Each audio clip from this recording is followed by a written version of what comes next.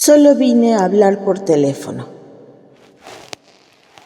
Una tarde de lluvias primaverales, cuando viajaba sola hacia Barcelona, conduciendo un automóvil alquilado, María de la Luz Cervantes sufrió una avería en el desierto de Los Monegros.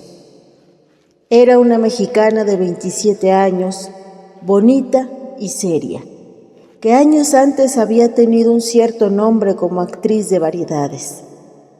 Estaba casada con un prestidigitador de salón, con quien iba a reunirse aquel día después de visitar a unos parientes en Zaragoza.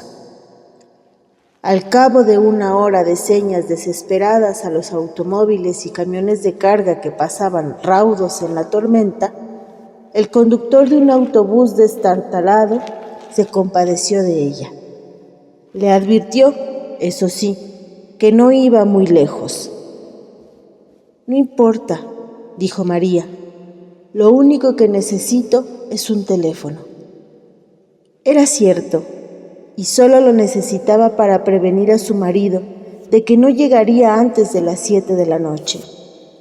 Parecía un pajarito ensopado, como un abrigo de estudiante y los zapatos de playa en abril.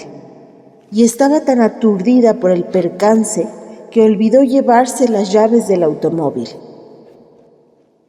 Una mujer que viajaba junto al conductor, de aspecto militar, pero de maderas dulces, le dio una toalla y una manta y le hizo un sitio a su lado. Después de secarse a medias, María se sentó, se envolvió en la manta y trató de encender un cigarrillo, pero los fósforos estaban mojados. La vecina de asiento le dio fuego y le pidió un cigarrillo de los pocos que quedaban secos.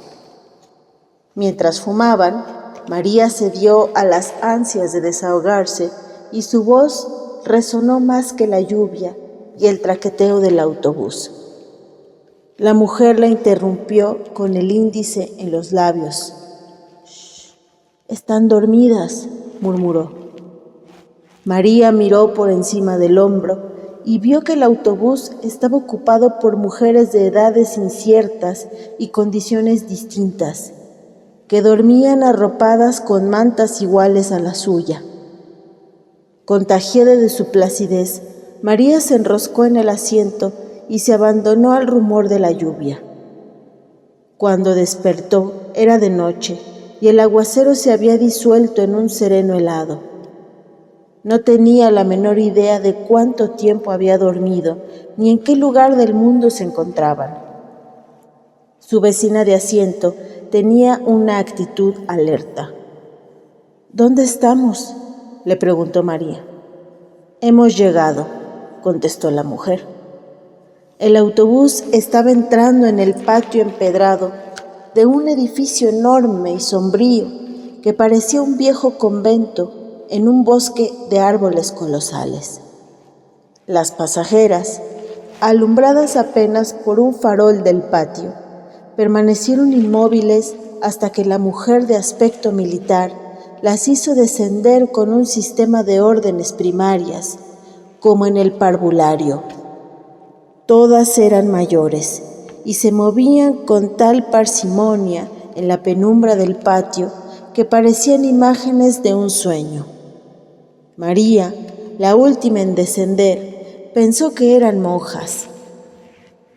Lo pensó menos cuando vio a varias mujeres de uniforme que las recibieron en la puerta del autobús y les cubrían la cabeza con las mantas para que no se mojaran, y las ponían en fila india, dirigiéndolas sin hablarles, con palmadas rítmicas y perentorias.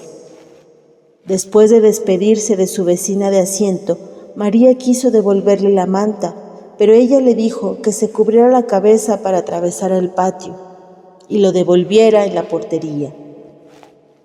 «¿Habrá un teléfono?», le preguntó María. «Por supuesto», dijo la mujer. «Ahí mismo la indican». Le pidió a María otro cigarrillo y ella le dio el resto del paquete mojado. «En el camino se secan», le dijo, y casi le gritó: «¡Buena suerte!». El autobús arrancó sin darle tiempo a más. María empezó a correr hacia la entrada del edificio. Una guardiana trató de detenerla con una palmada enérgica, pero tuvo que apelar a un grito imperioso. ¡Alto, he dicho! María miró por debajo de la manta y vio unos ojos de hielo y un índice inapelable que le indicó la fila. Obedeció. Ya en el zaguán del edificio, se separó del grupo y preguntó al portero dónde había un teléfono. Una de las guardianas la hizo volver a la fila con palmaditas en la espalda, mientras le decía con modos muy dulces: «Por aquí, guapa, por aquí hay un teléfono». María siguió con las otras mujeres por un corredor tenebroso y al final entró en un dormitorio colectivo donde las guardianas recogieron las cobijas y empezaron a repartir camas. Una mujer distinta, que a María le pareció más humana y de jerarquía más alta, recorrió la fila comparando una lista con los nombres que las recién llegadas tenían escritos en un cartón cosido en el corpiño. Cuando llegó frente a María, se sorprendió de que no llevara su identificación. «Es que yo solo vine a hablar por teléfono», le dijo María. Le explicó a toda prisa que su automóvil se había descompuesto en la carretera. El marido, que era mago de fiestas, estaba esperándola en Barcelona para cumplir 3 compromisos hasta la medianoche y quería avisarle que no estaría a tiempo para acompañarlo. Iban a ser las 7.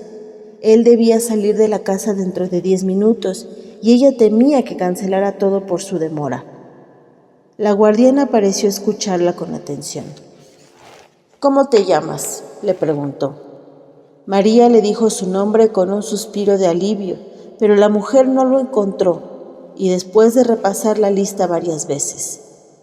Se lo preguntó alarmada a una guardiana y ésta, sin nada que decir, se encogió de hombros. «Es que yo solo vine a hablar por teléfono», dijo María.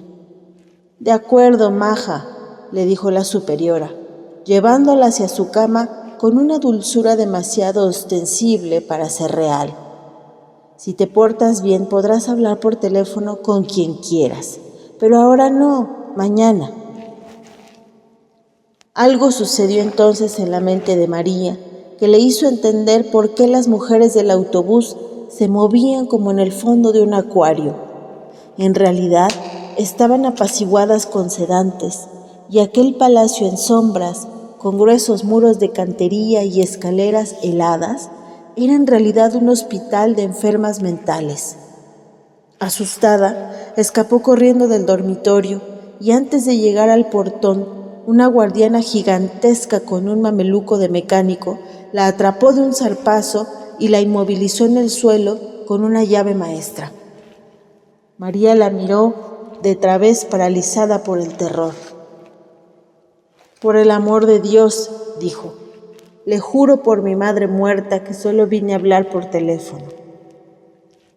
Le bastó con verle la cara para saber que no había súplica posible ante aquella energúmena de mameluco a quien llamaban Herculina por su fuerza descomunal.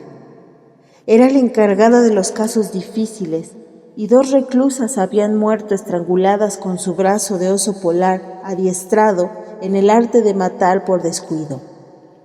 El primer caso se resolvió como un accidente comprobado. El segundo fue menos claro, y Herculina fue amonestada y advertida de que la próxima vez sería investigada a fondo.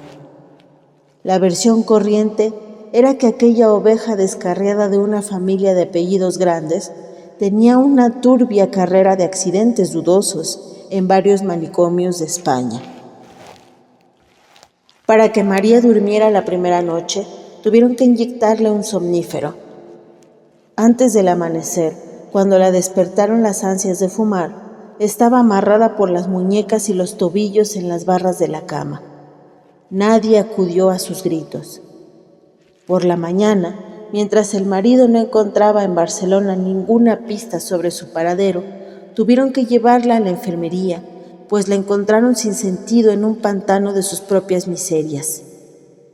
No supo cuánto tiempo había pasado cuando volvió en sí, pero entonces el mundo era un remanso de amor y estaba frente a su cama un anciano monumental con una andadura de plantigrado y una sonrisa sedante, que con 2 pases maestros le devolvió la dicha de vivir. Era el director del sanatorio. Antes de decirle nada, sin saludarlo siquiera, María le pidió un cigarrillo. Él se lo dio encendido y le regaló el paquete casi lleno. María no pudo reprimir el llanto. «Aprovecha ahora para llorar cuanto quieras», le dijo el médico con una voz adormecedora. «No hay mejor remedio que las lágrimas». María se desahogó sin pudor, como nunca logró hacerlo con sus amantes casuales en los tedios de después del amor. Mientras la oía, el médico le peinaba con los dedos, le arreglaba la almohada para que respirara mejor, la guiaba por el laberinto de su incertidumbre con una sabiduría y una dulzura que ella no había soñado jamás. Era, por primera vez en su vida, el prodigio de ser comprendida por un hombre que la escuchaba con toda el alma, sin esperar la recompensa de acostarse con ella. Al cabo de una hora larga, desahogada a fondo, le pidió autorización para hablarle por teléfono a su marido. El médico se incorporó con toda la majestad de su rango. «Todavía no, reina», le dijo, dándole en la mejilla la palmadita más tierna que había sentido nunca. «Todo se hará a su tiempo». Le hizo desde la puerta una bendición episcopal y desapareció para siempre. «Confía en mí», le dijo. Esa misma tarde, María fue inscrita en el asilo con un número de serie y con un comentario superficial sobre el enigma de su procedencia y las dudas sobre su identidad. Al margen quedó una calificación escrita de puño y letra del director, agitada. Tal como María había previsto, el marido salió de su modesto apartamento del barrio de Horta con media hora de retraso para cumplir los 3 compromisos. Era la primera vez que ella no llegaba a tiempo en casi 2 años de una unión libre, bien concertada, y él entendió el retraso por la ferocidad de las lluvias que asolaron la provincia aquel fin de semana. Antes de salir, dejó un mensaje clavado en la puerta con el itinerario de la noche.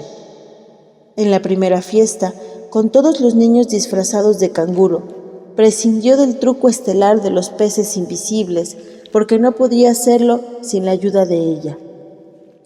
El segundo compromiso era en casa de una anciana de 93 años, en silla de ruedas, que se preciaba de haber celebrado cada uno de sus últimos 30 cumpleaños con un mago distinto.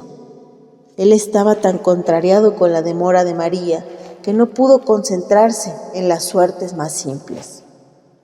El tercer compromiso era el de todas las noches, en un café concierto de las Ramblas, donde actuó sin inspiración para un grupo de turistas franceses que no pudieron creer lo que veían porque se negaban a creer en la magia.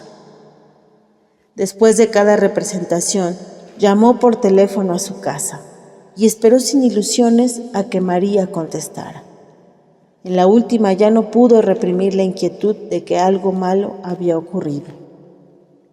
De regreso a casa, en la camioneta adaptada para las funciones públicas, vio el esplendor de la primavera en las palmeras del Paseo de Gracia y lo estremeció el pensamiento aciago de cómo podría ser la ciudad sin María. La última esperanza se desvaneció cuando encontró su recado todavía prendido en la puerta. Estaba tan contrariado que se olvidó de darle la comida al gato. Solo ahora que lo escribo, caigo en la cuenta de que nunca supe cómo se llamaba en realidad, porque en Barcelona solo lo conocíamos con su nombre profesional, Saturno el Mago. Era un hombre de carácter raro y con una torpeza social irremediable, pero el tacto y la gracia que le hacían falta le sobraban a María. Era ella quien lo llevaba de la mano en esta comunidad de grandes misterios, donde a nadie se le hubiera ocurrido llamar a nadie por teléfono después de la medianoche para preguntar por su mujer. Saturno lo había hecho de recién venido y no quería recordarlo. Así que esa noche se conformó con llamar a Zaragoza, donde una abuela medio dormida le contestó sin alarma que María había partido después del almuerzo. No durmió más de 1 hora al amanecer.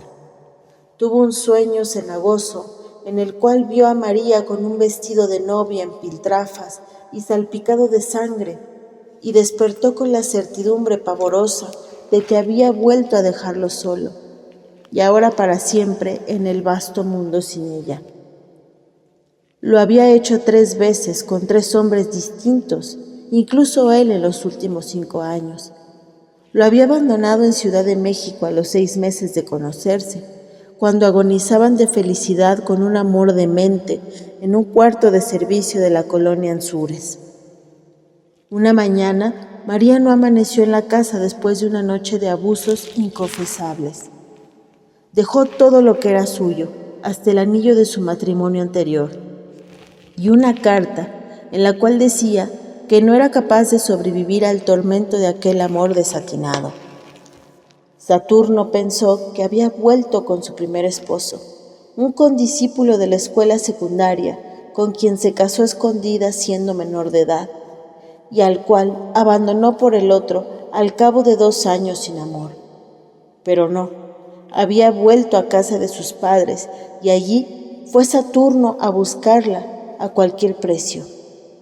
Le rogó sin condiciones, le prometió mucho más de lo que estaba resuelto a cumplir, pero tropezó con una determinación invencible. Hay amores cortos y hay amores largos, le dijo ella, y concluyó sin misericordia. Este fue corto. Él se rindió ante su rigor. Sin embargo, una madrugada de Todos los Santos, al volver a su cuarto de huérfano después de casi 1 año de olvido, la encontró dormida en el sofá de la sala, con la corona de azares y la larga cola de espuma de las novias vírgenes. María le contó la verdad.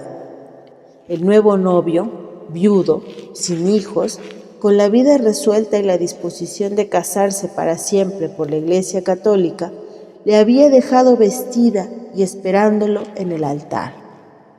Sus padres decidieron hacer la fiesta de todos modos. Ella siguió el juego. Bailó, cantó con los mariachis, se pasó de tragos y en un terrible estado de remordimientos tardíos se fue a la medianoche a buscar a Saturno. No estaba en casa, pero encontró las llaves en la maceta de flores del corredor, donde las escondieron siempre. Esta vez fue ella quien se le rindió sin condiciones. ¿Y ahora hasta cuándo?, le preguntó él. Ella le contestó con un verso de Vinicius de Moraes: el amor es eterno mientras dura. 2 años después, seguía siendo eterno. María pareció madurar. Renunció a sus sueños de actriz y se consagró a él, tanto en el oficio como en la cama. A fines del año anterior, habían asistido a un congreso de magos en Periñán y de regreso conocieron a Barcelona. Les gustó tanto que llevaban 8 meses aquí y les iba tan bien que habían comprado un apartamento en el muy catalán barrio de Horta, ruidoso y sin portero, pero con espacio de sobra para 5 hijos. Había sido la felicidad posible hasta el fin de semana en que ella alquiló un automóvil y se fue a visitar a sus parientes de Zaragoza con la promesa de volver a las 7 de la noche, del lunes. Al amanecer del jueves, todavía no había dado señales de vida. El lunes de la semana siguiente, la compañía de seguros del automóvil alquilado llamó por teléfono a la casa para preguntar por María. No sé nada, dijo Saturno. Búsquenla en Zaragoza. Colgó. Una semana después, un policía civil fue a la casa con la noticia de que habían hallado el automóvil en los puros huesos, en un atajo cerca de Cádiz, a 900 kilómetros del lugar en que María lo abandonó.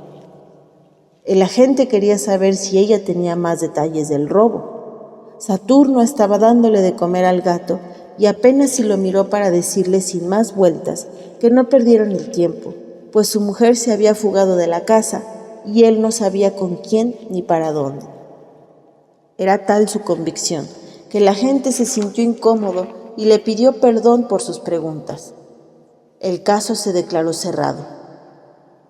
El recelo de que María pudiera irse otra vez había asaltado a Saturno por Pascua Florida en Cadaqués, a donde Rosa Regás los había invitado a navegar a vela.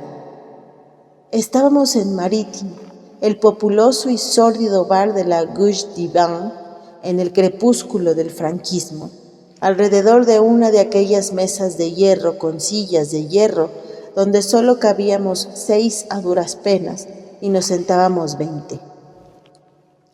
Después de agotar la segunda cajetilla de cigarrillos de la jornada, María se encontró sin fósforos. Un brazo escuálido de vellos viriles con una esclava de bronce romano se abrió paso entre el tumulto de la mesa y le dio fuego. Ella lo agradeció sin mirar a quién, pero Saturno, el mago, lo vio. Era un adolescente óseo y lampiño, de una palidez de muerto y una cola de caballo muy negra que le daba a la cintura. Los cristales del bar soportaban apenas la furia de la tramontana de primavera, pero él iba vestido con una especie de pijama callejero de algodón crudo y unas abarcas de labrador. No volvieron a verlo hasta fines del otoño, en un hostal de mariscos de la Barceloneta, con el mismo conjunto de zaraza ordinaria y una larga trenza en vez de la cola de caballo. Los saludó a ambos como a viejos amigos, y por el modo como besó a María y por el modo como ella le correspondió, a Saturno lo fulminó la sospecha de que habían estado viéndose a escondidas. Días después se encontró por casualidad un nombre nuevo y un número de teléfono escritos por María en el directorio doméstico, y la inclemente lucidez de los celos le reveló de quién eran. El prontuario social del intruso acabó de rematarlo. 22 años, hijo único de ricos, decorador de vitrinas de moda. Con una fama fácil de bisexual y un prestigio bien fundado como consolador de alquiler de señoras casadas. Pero logró sobreponerse hasta la noche en que María no volvió a casa. Entonces empezó a llamarlo por teléfono todos los días, primero cada 2 o 3 horas, desde las 6 de la mañana hasta la madrugada siguiente, y después cada vez que encontraba un teléfono a la mano. El hecho de que nadie contestara aumentaba su martirio. Al cuarto día le contestó una andaluza que solo iba a hacer la limpieza. «El señorito se ha ido», le dijo, con suficiente vaguedad para enloquecerlo. Saturno no resistió la tentación de preguntarle si por casualidad no estaba ahí la señorita María. «Aquí no vive ninguna María», le dijo la mujer. «El señorito es soltero». «Ya lo sé», le dijo él. «No vive, pero a veces va, ¿o no?». La mujer se encabritó. «¿Pero quién coño habla ahí?». Saturno colgó. La negativa de la mujer le pareció una confirmación más de lo que ya no era para él una sospecha, sino una certidumbre ardiente. Perdió el control. En los días siguientes llamó por teléfono por orden alfabético a todos los conocidos de Barcelona. Nadie le dio la razón, pero cada llamada agravó la desdicha, porque sus delirios de celos eran ya célebres entre los trasnochadores impertinentes de la Gauche d'Ivin y le contestaban con cualquier broma que lo hiciera sufrir.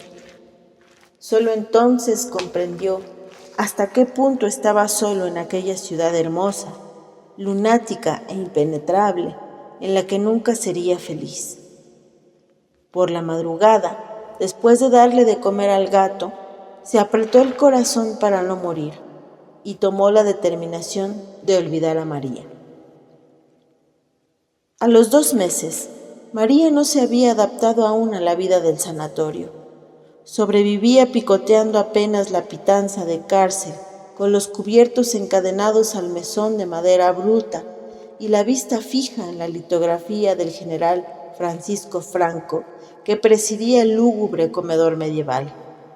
Al principio se resistía a las horas canónicas con su rutina bobalicona de maitines, laudes, vísperas y a otros oficios de iglesia que ocupaban la mayor parte del tiempo. Se negaba a jugar a la pelota en el patio de recreo y a trabajar en el taller de flores artificiales que un grupo de reclusas atendía con una diligencia frenética. Pero a partir de la tercera semana fue incorporándose poco a poco a la vida del claustro. A fin de cuentas, decían los médicos, así empezaban todas y tarde o temprano terminaban por integrarse a la comunidad. La falta de cigarrillos, resuelta en los primeros días por una guardiana que los vendía a precio de oro, volvió a atormentarla cuando se le agotó el poco dinero que llevaba.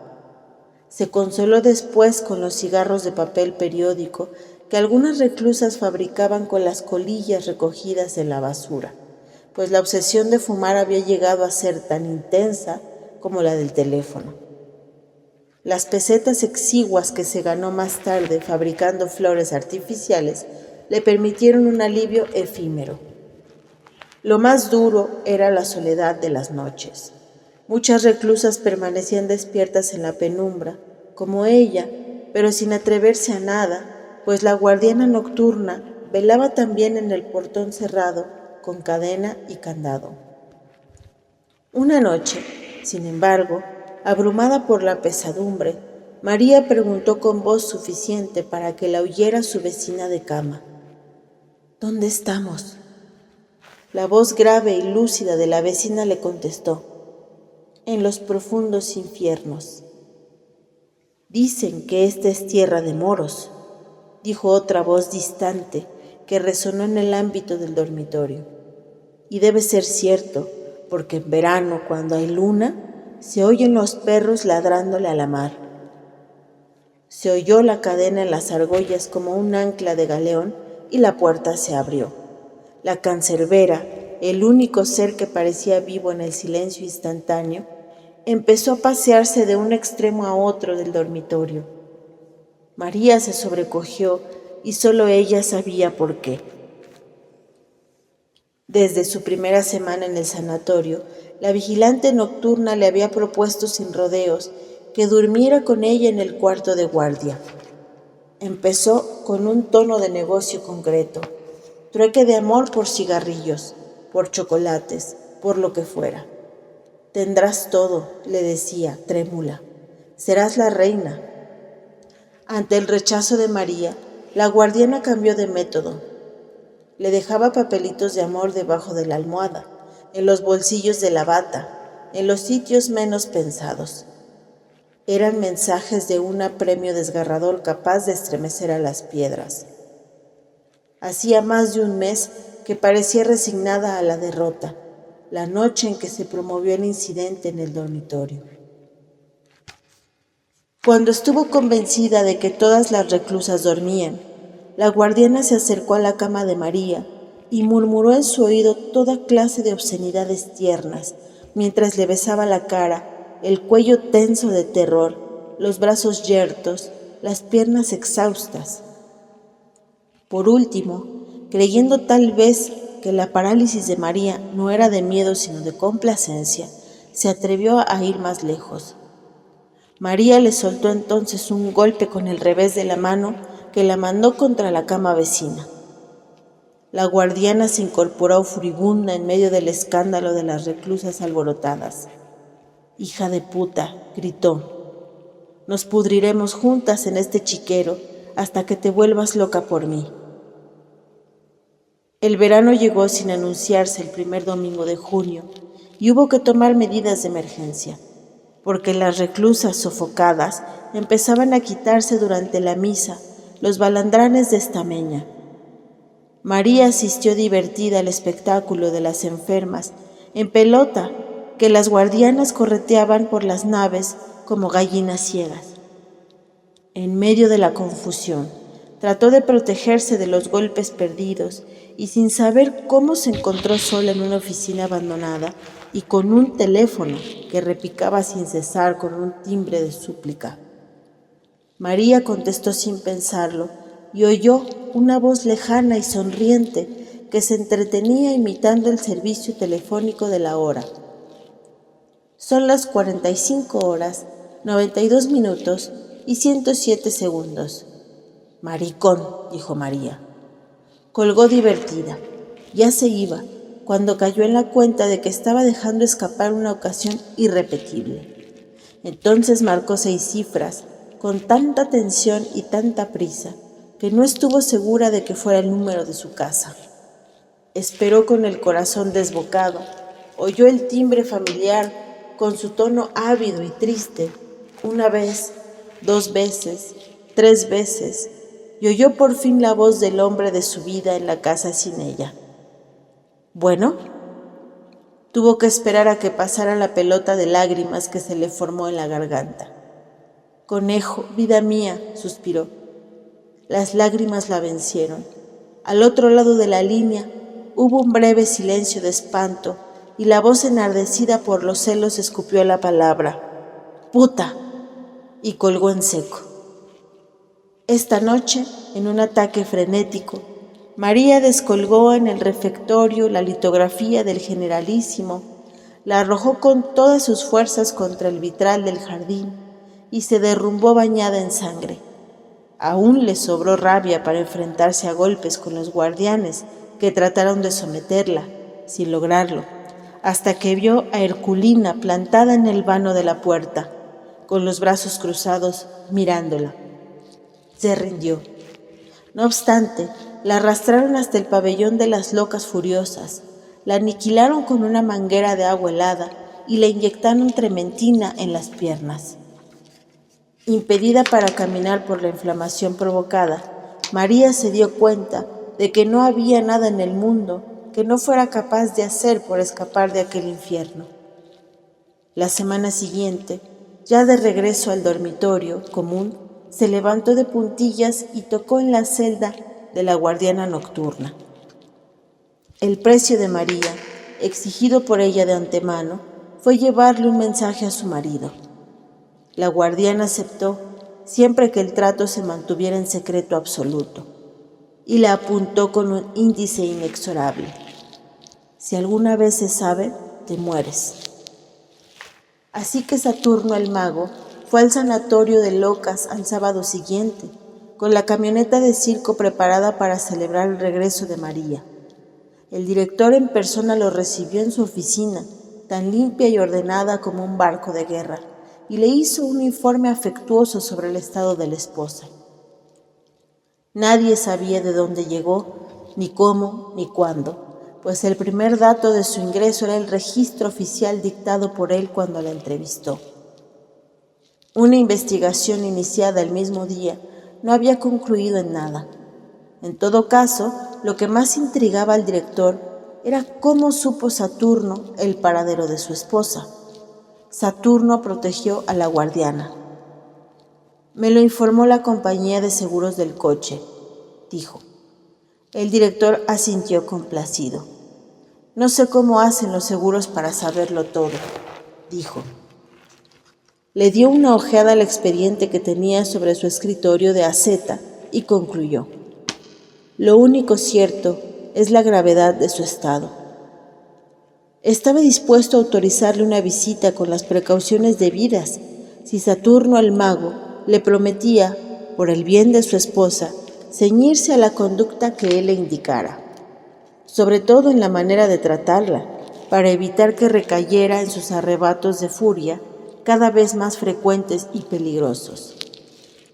Es raro, dijo Saturno, siempre fue de genio fuerte, pero de mucho dominio. El médico hizo un ademán de sabio. Hay conductas que permanecen latentes durante muchos años y un día estallan, dijo. Con todo, es una suerte que haya caído aquí, porque somos especialistas en casos que requieren mano dura.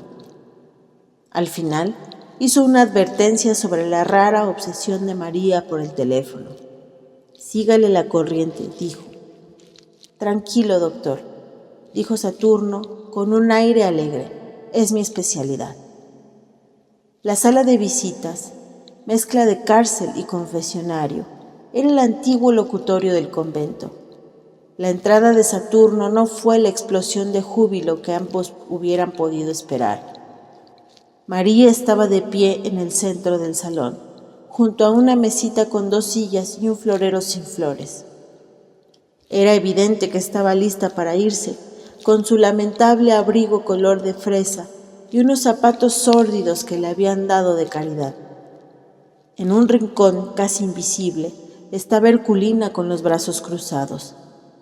María no se movió al ver entrar al esposo, ni asomó emoción alguna en la cara todavía salpicada por los estragos del vitral. Se dieron un beso de rutina. «¿Cómo te sientes?», le preguntó él. «Feliz de que al fin hayas venido, conejo», dijo ella. «Esto ha sido la muerte». No tuvieron tiempo de sentarse. Ahogándose en lágrimas, María le contó las miserias del claustro, la barbarie de las guardianas, la comida de perros, las noches interminables sin cerrar los ojos por el terror. «Ya no sé cuántos días llevo aquí, o meses o años, pero sé que cada uno ha sido peor que el otro», dijo, y suspiró con el alma. «Creo que nunca volveré a ser la misma». «Ahora todo eso pasó», dijo él, acariciándole con la yema de los dedos las cicatrices recientes de la cara. «Yo seguiré viniendo todos los sábados, y más, si el director me lo permite. Ya verás que todo va a salir muy bien». Ella fijó en los ojos de él sus ojos aterrados. Saturno intentó sus artes de salón. Le contó, en el tono pueril de las grandes mentiras, una versión dulcificada de los pronósticos del médico. «En síntesis», concluyó, «aún te faltan algunos días para estar recuperada por completo». María entendió la verdad. «Por Dios, conejo», dijo, atónita. «No me digas que tú también crees que estoy loca». «¿Cómo se te ocurre?», dijo él, tratando de reír. «Lo que pasa es que será mucho más conveniente para todos que sigas por un tiempo aquí, en mejores condiciones, por supuesto». «Pero si ya te dije que solo vine a hablar por teléfono», dijo María. Él no supo cómo reaccionar ante la obsesión temible. Miró a Herculina. Esta aprovechó la mirada para indicarle en su reloj de pulso que era tiempo de terminar la visita. María interceptó la señal, miró hacia atrás y vio a Herculina en la tensión del asalto inminente. Entonces se aferró al cuello del marido, gritando como una verdadera loca. Él se la quitó de encima, con tanto amor como pudo, y la dejó a merced de Herculina, que le saltó por la espalda.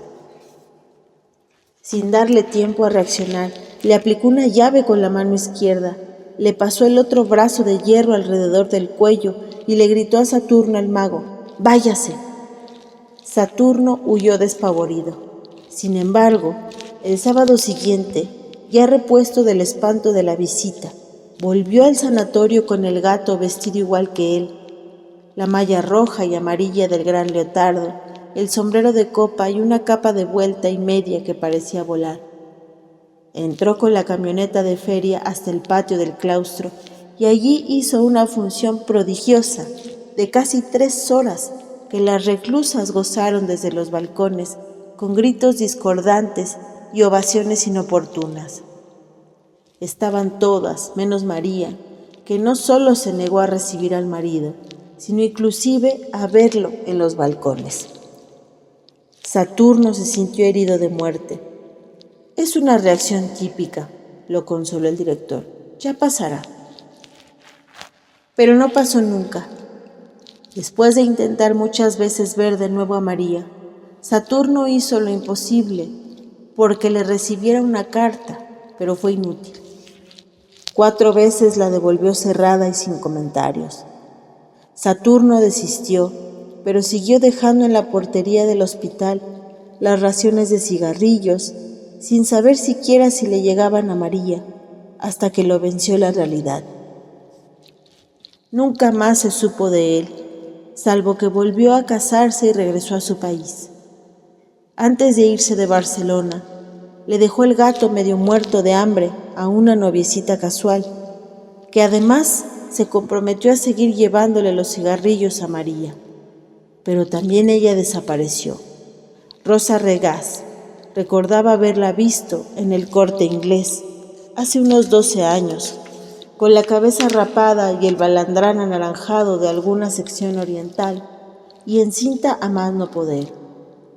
Ella le contó que había seguido llevándole los cigarrillos a María siempre que pudo y resolviéndole algunas urgencias imprevistas, hasta un día en que solo encontró los escombros del hospital, demolido como un mal recuerdo de aquellos tiempos ingratos. María le pareció muy lúcida la última vez que la vio, un poco pasada de peso y contenta con la paz del claustro. Ese día le llevó también el gato, porque ya se le había acabado el dinero que Saturno le dejó para darle de comer. Abril 1978.